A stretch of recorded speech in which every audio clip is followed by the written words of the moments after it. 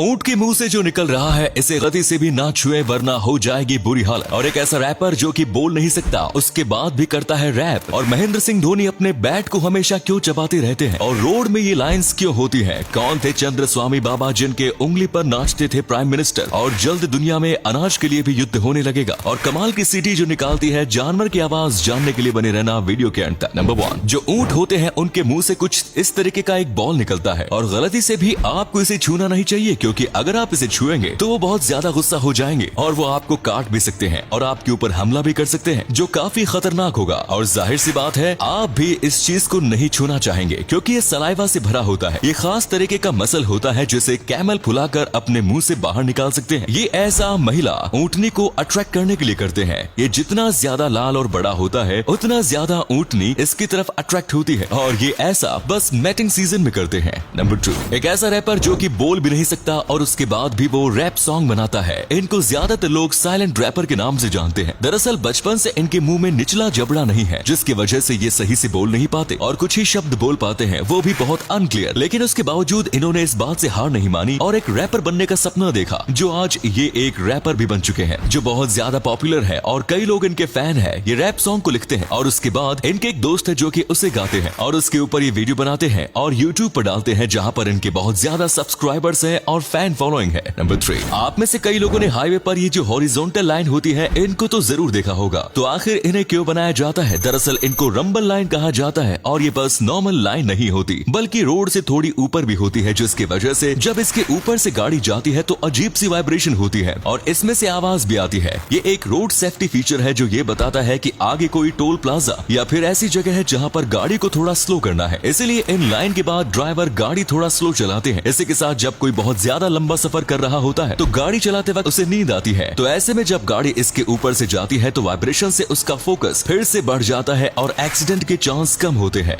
Number 4, India के सबसे ज्यादा फेमस क्रिकेटर महेंद्र सिंह धोनी अक्सर अपने बैट को कुछ इस तरीके से चबाते हुए नजर आते हैं और लोगों को लगता है धोनी ऐसा लक के लिए करते हैं, लेकिन हाल ही में पता चला है कि धोनी ऐसा बैट के अंदर लगी हुई टेप और छोटे रेशों को निकालने के लिए करते हैं। महेंद्र सिंह धोनी का अपने बैट बिल्कुल साफ पसंद आता है, इसीलिए वो ऐसी सारी चीजों को निकालते हैं और ये बातें खुद उनके टीम के प्लेयर नहीं बताई। नंबर 5, आपने आज तक कई प्रकार की सीटी देखी और बजाई होगी, लेकिन क्या आपने कभी ऐसी सीटी देखी है? इसे वॉबलिंग विसल कहा जाता है और ये प्राचीन काल की ही विसल है, जो कि बहुत ज्यादा कमाल की है, क्योंकि नॉर्मल सीटी से अलग ये जानवरों की आवाज निकालती है। और इसके जो बड़े वाले वर्जन आते हैं उसमें तो आपको फूंक मारने की भी जरूरत नहीं पड़ती। अगर आप बस इन्हें ऊपर से नीचे की तरफ लेकर जाओगे तो ये अपने आप जानवरों की आवाज निकाल लेंगे। जब इसके बारे में वैज्ञानिकों को पता चला तो बहुत ज्यादा रिसर्च किया गया और फिर पता चला कि पानी के अलग अलग मोमेंट की वजह से ऐसी आवाज आती है। सोचिए प्राचीन काल में लोगों ने इसे कैसे बनाया होगा। वाकई में ये लोग जीनियस होंगे। नंबर 6, अगर आपने स्कैम 1992 मूवी देखी है तो आपको पता होगा उसमें एक बाबा की बात की जाती है। तो ये बाबा कौन थे? इसमें नाम तो नहीं बताया गया है, लेकिन वो सीधी तरीके से चंद्र स्वामी के ऊपर इशारा कर रहे हैं। ये उस दौर के बहुत ही ज्यादा पॉपुलर बाबा हुआ करते थे और आप इन्हें कोई ऐसे वासे बाबा ना समझिए। इनकी पहचान भारत के सबसे अमीर आदमी से लेकर prime minister PV Narasimha Rao तक थी। कई लोग मानते हैं कि ये पीवी नरसिम्हा राव के बहुत ज्यादा खास थे और वो कोई डिसीजन लेने से पहले इनसे पूछा करते थे। चंद्र स्वामी भारत की बहुत ही ज्यादा कंट्रोवर्शियल तांत्रिक में से एक है और लोगों का मानना है कि हर्षद मेहता का स्कैम इनके वक्त तक लोगों की नजर में बस इनकी वजह से नहीं आया था और कई लोगों का कहना है कि इनके पास किसी भी प्रकार की विद्या नहीं थी। ये बस अपनी पहचान के दम पर सब करते थे।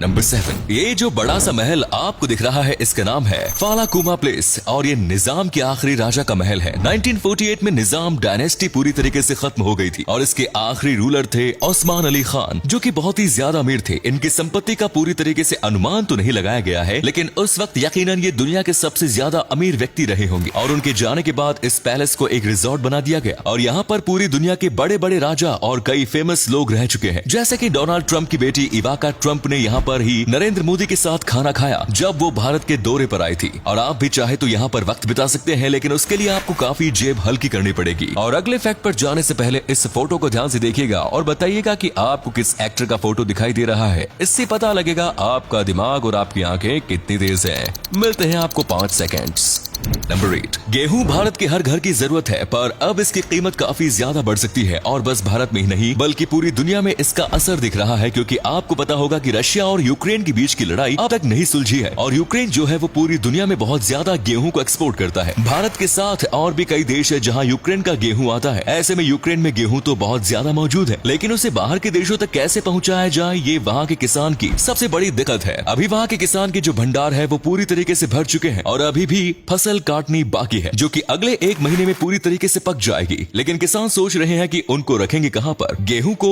रास्ते के माध्यम से लेकर जाया जा सकता है, लेकिन ये बहुत कम होगा। ऐसे में ये पड़े पड़े खराब हो रहे हैं और बाकी देशों में चीजों के दाम बढ़ रहे हैं। तो ये थे कुछ अमेजिंग फैक्ट्स। इनमें से कौन सा फैक्ट आपको सबसे जबरदस्त लगा, कमेंट्स में जरूर बताएं। वीडियो को यहीं पर एंड करते हैं। ये वीडियो देखने के लिए बहुत बहुत धन्यवाद।